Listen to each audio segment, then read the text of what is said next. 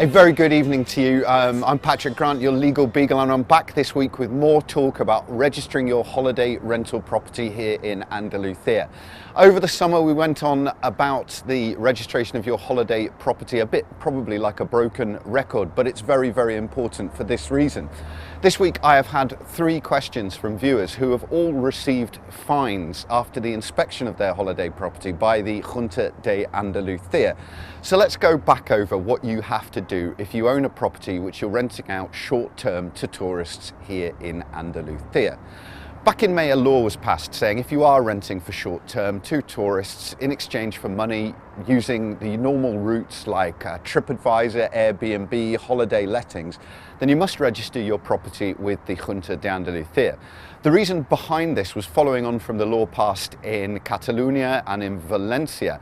The hotel lobby group, not the hotel lobby, but the hotel lobby group had been getting quite irritated that they were losing a huge amount of money and customers to private rentals such as Airbnb and holiday lettings.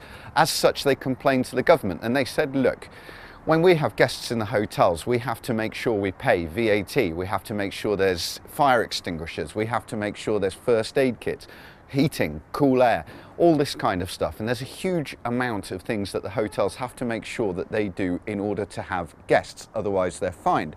So why is it the hotels were saying to the government that these Airbnb or these private tourist rentals should not have to do this, and as such can charge a cheaper price and get more bookings?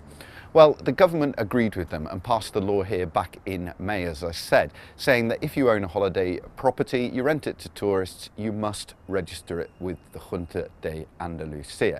Now, how do you register it? It's a very simple registration process. You need to sign what's called an affidavit. It's called a declaración simple here in Spain, but it's basically a promise to the Junta de Andalucía that number one, you are the person renting out that property, and number two, you will conform with the laws as you're obliged to do. Now, what are the laws? Well, you should always consult with a lawyer where you're unsure. If you're sat watching this and renting out your holiday property and you're thinking, well, I haven't registered, or I haven't got this, or I haven't got that, check with your lawyer or drop me a line. My email address will come up at the end of the slot. Now, it's very, very important that you think about this, like I say, like a hotel. If you're renting out your property, you need to have information on the property, information on all the appliances in the property. You need to have information about the local area, where there's a local pharmacy, where people can park their cars. You also need to have a first aid kit. You can buy this from any pharmacy or any supermarket around. Just make sure it's got the bare necessities in, you know, plasters, paracetamol, this kind of thing. Just think about what you'd need if you were on holiday. The law also says that by May next year, you must have fixed heating and air conditioning within the property, and that will be inspected by the Junta de Andalucía as of next year. There is a whole host of other things that you will require. There was free Wi-Fi as well, but they have taken that one back, so you just have to provide Wi-Fi. It doesn't necessarily have to be free. There's also various obligations on the price that you charge and the price that you advertise. It must include water, electricity and gas. You cannot start charging clients extra for those things. Now, where do you register? Well, you can either do it online if you have a digital certificate. We'll talk a bit about those next week, just for people who might not have one yet. Or you can go into the local council offices actually here in Marbella, just across the road, or you can go down to Malaga, where there's 2 offices in which you can submit your declaration.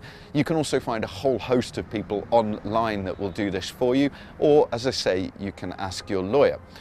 Once you have registered and you've promised the Junta de Andalucía that number one, you're the person running the property, and number two, you are going to be the person that is making sure you keep up with all the obligations as required by law, you are going to get inspected by the Junta de Andalucía, and these inspections have started. Now, the stories coming back go from the sublime to the ridiculous.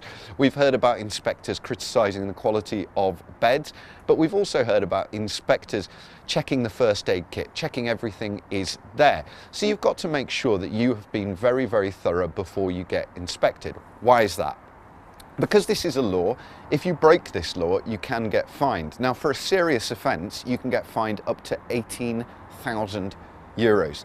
And that probably is more for the people who are renting out but not registering their property. But there are also fines for people who are renting their property and have not kept up with their obligations by law. Again, this is something that you can check in our blogs on our website, and you can also check in all the usual places on the internet. But it's absolutely vital you get this right, because you don't want to be fined. The second most important thing about this holiday registration process is that as a non-resident or as a resident in Spain, you're expected to pay tax on the profits from your holiday rentals.